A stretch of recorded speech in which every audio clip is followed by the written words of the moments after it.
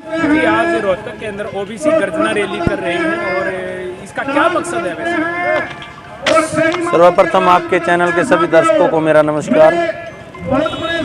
इसका मकसद ये है कि जो अति पिछड़ा वर्ग जो 76 साल की आज़ादी के बाद भी आज तक हर तरह के शासन प्रशासन और राजनीतिक हिस्सेदारी से दूर है, उनको ऊपर पर उठाने का एक प्रयास हम लोग कर रहे हैं। जिस तरह भूमिहार जातियां जो राज में गई, हर प्रदेश में अलग अलग उन्होंने अपनी पार्टियां बनाई क्षेत्रीय दलों के नाम से। तो क्या आप भी पार्टी बनाने जा रहे हैं? देखिए, अगर 3 तारीख तक का अल्टीमेटम मैंने दोनों पार्टियों को दे दिया है।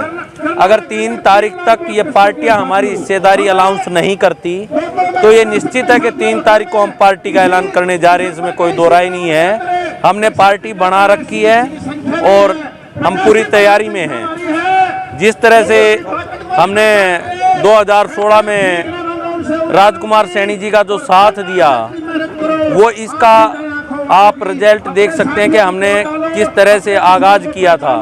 लेकिन सैनी साहब जो रास्ता भटक गए, उस वजह से ये समाज जो है ना अति पिछड़ा वर्ग पीछे बैक मार गया उनसे।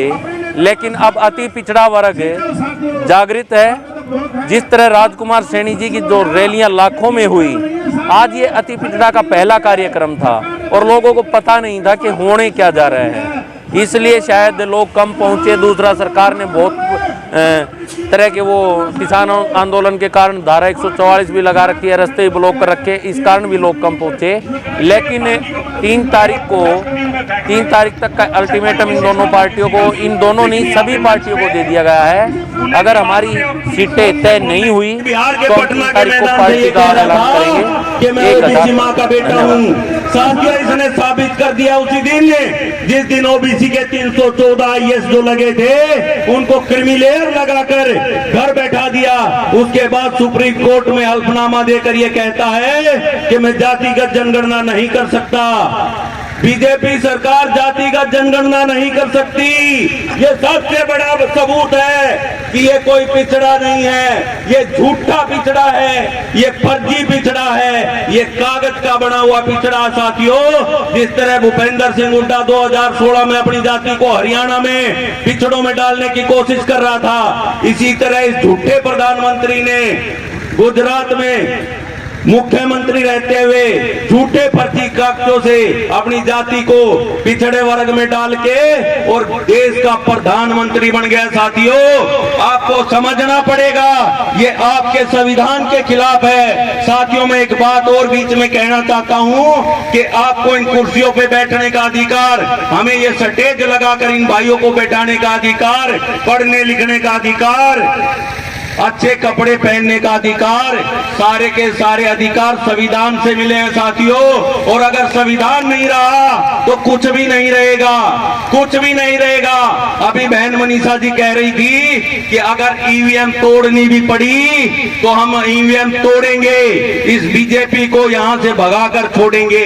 और क्रांति की शुरुआत साथियों हरियाणा से होती है। वैसे तो इस हरियाणा को युद्ध भूमि कहा जाता है, युद्ध क्षेत्र कहा जाता है, लेकिन सच में ये बुद्ध की धरती है। और बुद्ध की धरती के होने के नाते आप लोगों की सबसे पहली जिम्मेदारी बनती है कि हम अपने देश को बचाएं, क्योंकि आप लोग जो इस पंडाल में बैठे हैं वही इस देश के मूल निवासी असली मालिक हैं। साथियों, हिसार के राखी गढ़ी से यह साबित हो चुका है। 2002 में इंडिया टुडे की खबर में छपा था जो कि राखी गढ़ी से जो डीएनए निकला था 4700 साल पुराना, उस डीएनए के आधार पर ब्राह्मण विदेशी है, विदेशी, और इस देश पर आज भी कब्जा है विदेशियों का। साथियों, उस विदेशियों को भगाना है, इस राज से सबसे पहले उन्हें हटाना है। आज हाथ उठाकर ये कसम खाओ कि कोई भी साथी बीजेपी के पक्ष में वोट नहीं करेगा। कोई भी, एक बार कैमरा घुमा कर देख लो साथियों, कोई भी बीजेपी के वो वोट के लिए तैयार नहीं है। इस बीजेपी सरकार ने हमारे सबसे ज्यादा साथियों, इसने का सुपड़ा साफ करने का हमारा सबसे पहला काम है। साथियों, इसी तरह मैडम जी रोहिणी आयोग जो हमारा जो रोहिणी आयोग की रिपोर्ट बनी रखी है, ये सरकार उसे लागू क्यों नहीं करना चाहती? अगर ये कुछ हमें देना चाहते हैं, ये सच्चे अगर पिछड़े हैं तो ये देना चाहते हैं, तो उसे लागू क्यों नहीं करते? श्रेणी विभाजन कर ये हमारे लोगों को हक अधिकार क्यों नहीं देना चाहते?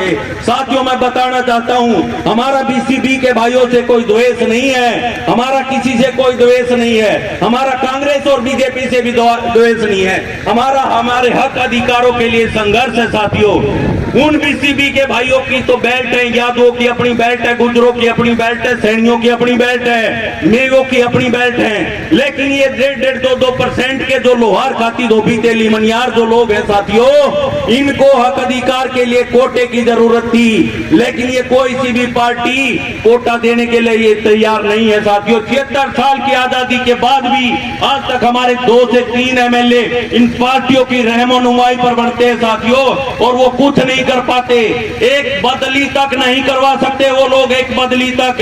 अभी मेरा भाई योगेंद्र योगी कह रहा था कि कांग्रेस ने 10% दिया। अरे भाई, 10% क्यों दिया? जब सुप्रीम कोर्ट ने 27% कह रखा था, तो 16 और 11 की रेसों में 27% देता। उसने हमारा 14% खाने का जो काम किया, क्यों किया? ये मत कहो कि उसने 10% दिया, ये कहो कि उसने हमारा इतना हिस्सा खा लिया। और साथियों, मैं ये भी बताना चाहता हूं कि सुप्रीम कोर्ट में जो पीठ बैठी थी, जो मनुवादी लोगों की पीठ, क्योंकि हर जगह देश की चाहे 40 यूनिवर्सिटियां हो, वहां मनुवादी बैठे हैं, चाहे इस देश के सुप्रीम कोर्ट और हाई कोर्ट हो, वहां पर मनुवादी लोग बैठे हैं। उन 3 आदमियों की पीठ ने एक फैसला दे दिया जो कि उनका राइट ही नहीं बनता था। क्रीमी लेयर हमारे ऊपर लगाया साथियों, उनका राइट नहीं बनता था। ये